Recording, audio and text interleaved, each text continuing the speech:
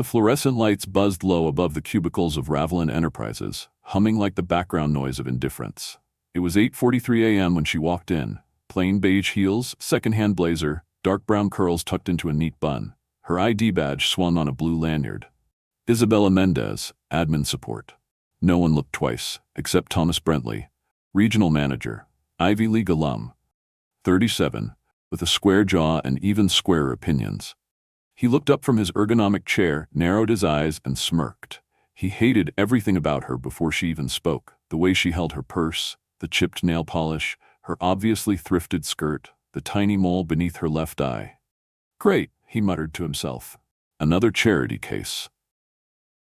When Isabella reached his desk for introduction, she extended her hand and smiled with a warmth that seemed misplaced for such a cold office. Mr. Brentley, I'm excited to get started. He shook her hand, barely. Don't expect anyone to hold yours, he said flatly, then turned to his screen. You're in cubicle 3F. Don't be late for the morning sync. Isabella nodded, still smiling, but her eyes registered everything, every detail, every tone. By 9:05 a.m., she was in her seat. By 9:06, the whispers had started. She eats boiled eggs for lunch? Did you see those shoes? Probably lives in a one-bedroom with 5 people. Thomas encouraged it all, in his own way. Subtle chuckles, a raised brow, silent approval. Over the next 2 weeks, it escalated. Her emails were corrected publicly in meetings. Her coffee mug was misplaced. She was told to speak less in calls. And every day, Isabella nodded and kept working, quietly, deliberately. Thomas Brentley was a performer, not in the literal sense, but in every meeting, every hallway encounter, every eye roll at the copier, he was performing superiority. He prided himself on spotting weakness. He'd once reduced an intern to tears over the difference between serif and sans serif fonts. To him, Isabella was the perfect target. She was meek. She dressed modestly. She brought handwritten notes to meetings. Who does that? She didn't fit in with the other women either. No salon hair, no designer bags, no gossip. Miss Mendez, he'd say loudly during all hands. Maybe leave the note-taking to the secretaries? Everyone would laugh, even HR. Even HR. But Isabella never flinched. She just nodded, smiled faintly, and kept writing. She was unreadable. And that irritated Thomas. One Monday, he cornered her by the copy machine. You know what your problem is? He began, voice low and condescending. I'm sure you'll enlighten me, she replied gently, still looking at the screen. He paused. That tone, subtle, measured, almost like control. You think politeness makes you strong, he said. No, she finally looked at him. It makes me dangerous. Thomas laughed, but something in his stomach twisted. The same feeling a gambler gets when the table goes quiet. Weeks passed. On paper, Isabella was ordinary, always on time, polite, completed reports with quiet precision, ate lunch alone. But things were shifting. Somehow, she knew things. When deadlines were changing before emails were sent. When upper management was visiting days ahead. She even corrected Brentley once in a meeting, subtly, citing a regulation clause he hadn't even heard of. The room had gone silent. Brentley's face flushed. She just smiled and returned to her notepad. Then the whispers changed. She used to be a lawyer, I think. No, someone said she ran her own company in Venezuela or something. Dude, I swear I saw her name on a TEDx talk once. Thomas didn't like it. He Googled her that night. Nothing came up. No LinkedIn. No Facebook. No college photos. Nothing.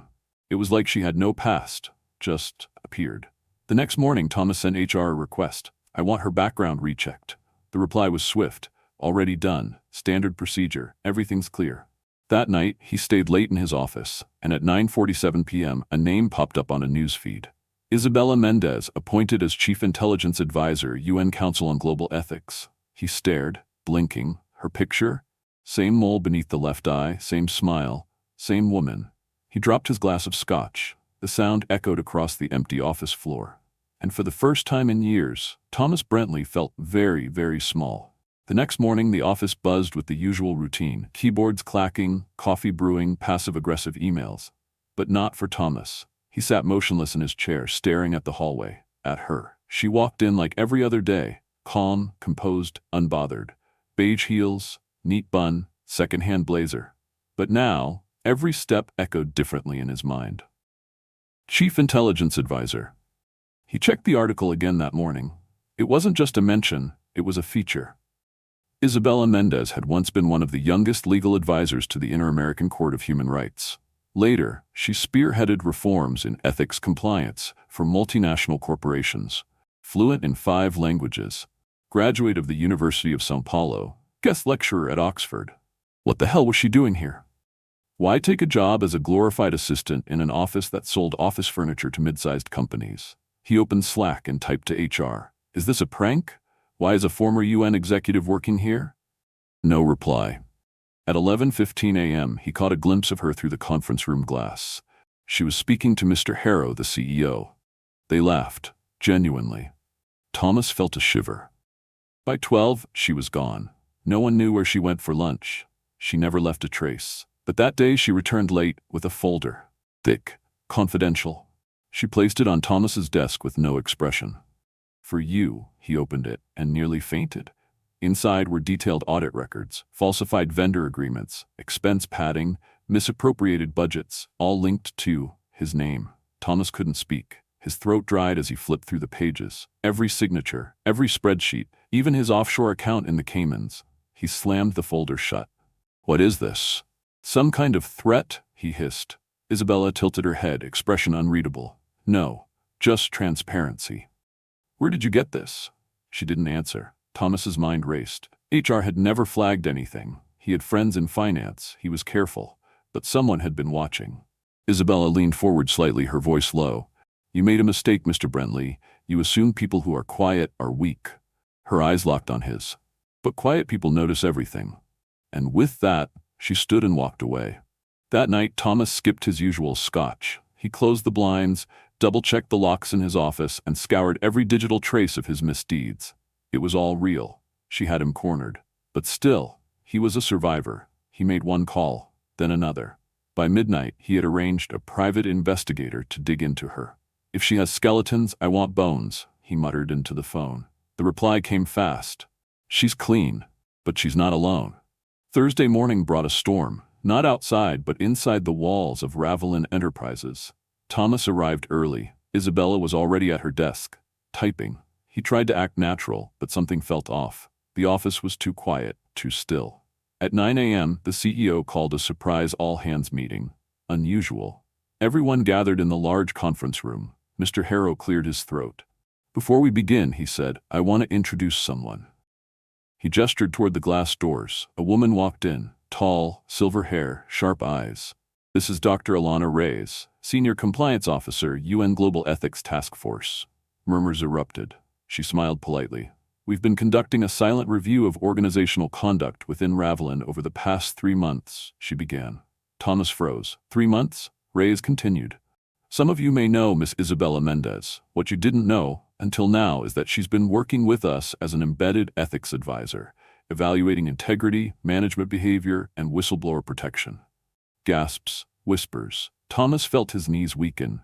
Isabella stood beside Dr. Reyes now, calm, composed, holding the same folder she had given him. We have findings to present, Reyes said, starting with Mr. Brentley's department. Silence, a breathless one. Isabella opened the folder slowly, then looked at Thomas, her voice soft but unwavering. Shall we begin?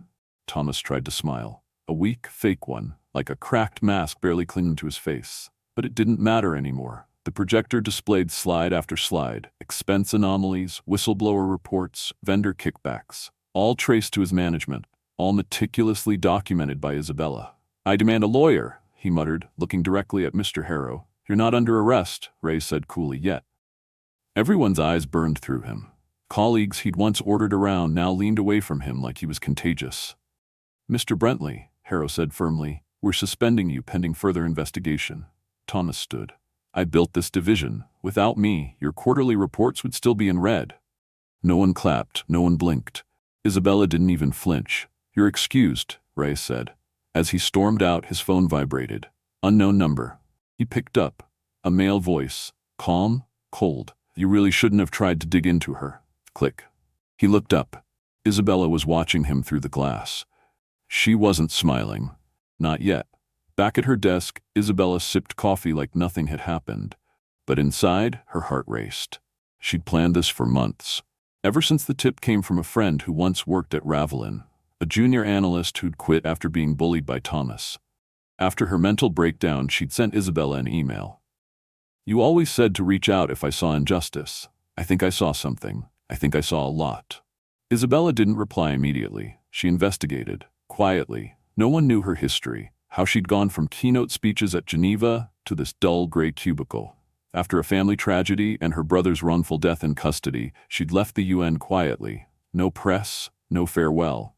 But she hadn't stopped fighting. She'd just changed tactics. Undercover work, silent enforcement, ethical infiltration. Ravelin was just another mission. Thomas was just another abuser of power. But as she looked around the office that afternoon, something felt different. The silence was no longer oppressive. It was loaded with respect. When she walked to the break room, people didn't avoid eye contact anymore. They smiled. She smiled back. For the first time in a long time, she felt visible, not feared, not admired, just seen. Thomas didn't sleep that night. He drank, then paced, then drank more. Then he received another email. Anonymous. One sentence. "You were warned 3 times." Attached, a security camera photo from 3 months ago. Him yelling at Isabella in the hallway, his finger pointing at her face. Another email. Different address. "You know this goes beyond the company, right?" Then a third. "She gave you chances, you wasted them." Panic flooded in. He deleted the emails, cleared his call logs, burned papers, broke a USB in half, but it was too late. Friday morning, 2 men in suits waited outside the building. They didn't say a word, just showed him a badge and handed him a sealed envelope. Inside, a summons, not for criminal court, but for a Senate ethics hearing.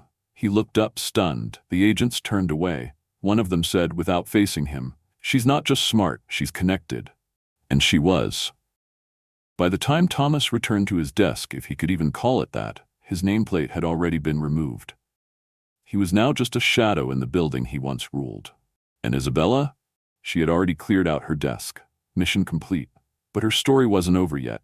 The newsroom was buzzing, camera lights, people in headsets, a producer rushing by with an earpiece and clipboard. The backdrop read National Watch, Ethics and Power. And in the middle of it all stood Isabella. No glasses, no gray, no camouflage. She wore a navy blue suit, sharp, elegant, uncompromising. Her hair pinned back in a graceful sweep, exposing her steady, clear gaze. "Miss Morrow," the host smiled, extending a hand. "Or should I say, Agent Morrow?" She laughed lightly, brushing off the title. "Call me Isabella. The titles don't matter, the truth does." The live interview began. Isabella revealed what she'd been working on, not just the fraud at Ravelin, but a multi-tiered corruption web involving international consulting firms, campaign fund laundering, and corporate shell companies. Thomas Brentley was just a thread. One of many, but an important one. The screen behind her showed redacted documents, diagrams, timelines. People watching across the country had no idea that the woman they once saw as an invisible secretary was an ethics operative who testified in 4 countries, contributed to over 20 UN policy drafts, and helped free 2 whistleblowers from wrongful imprisonment. But Isabella didn't talk about herself. She talked about power.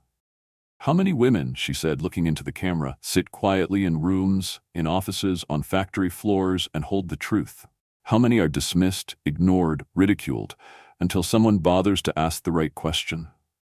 Silence followed. Millions of screens blinked. The nation was listening. The Senate chamber echoed with tension.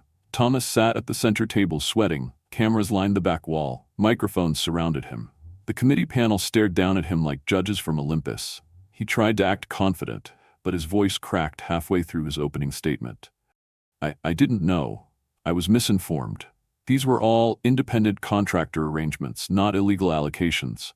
If there was a misstep, it was clerical. At worst, miscommunication." Senator Durham raised an eyebrow. "Mr. Brentley, are you aware that 5 vendors have signed affidavits contradicting that?" Click. A document appeared on the screen behind him. Then another, and another. Isabella sat in the observation row, calm, composed, alone. She wasn't there for revenge. She was there for the truth to be heard, loud and undeniable. A senator addressed the room. "We would now like to invite Miss Morrow to the floor." Thomas turned. For a moment, he looked like a boy again, small, scared, outmatched. Isabella walked to the microphone with quiet confidence. She didn't look at Thomas. She looked straight ahead. "I have no vendetta," she began. only facts. The truth is rarely convenient, but if we want a system that serves the people, not just the powerful, then we have to stop pretending silence is neutrality. It isn't. Silence protects abusers. Silence enables rot. She outlined the systems, the patterns, the failures. She didn't raise her voice once. She didn't need to. When she stepped away from the microphone, the entire chamber was quiet. And Thomas? He couldn't even stand. His hands trembled. His voice was gone. Months passed. Thomas vanished from headlines after the hearings. He resigned from every board he served on. A quiet settlement, no criminal charges yet, but his reputation was scorched. He moved to a rental apartment on the edge of the city, took up part-time consulting. No one returned his calls anymore. He read about Isabella often, ethics symposiums, policy panels. One headline, former UN analyst exposes multinational corporate fraud ring. He stopped reading the rest. One rainy afternoon, while walking past a bookstore window, he froze. There she was, on the cover of a book, the woman who saw everything. He stood in the rain, soaked, watching as strangers inside browsed her biography. Some took photos with the cover, some whispered in awe. He left without entering. Meanwhile, Isabella lived quietly. She still took the subway, still drank that same cheap brand of coffee. But when she walked into rooms now, people stood. Young interns stopped her to ask about truth. Survivors sent her emails about how they'd finally spoken out. But the thing she cherished most? A small envelope she kept in her drawer. Inside, a folded note from a young analyst she'd once worked with. Because of you, I reported what I saw. I didn't let it die in my chest. Thank you. She never replied. She just folded it again, placed it back, and smiled.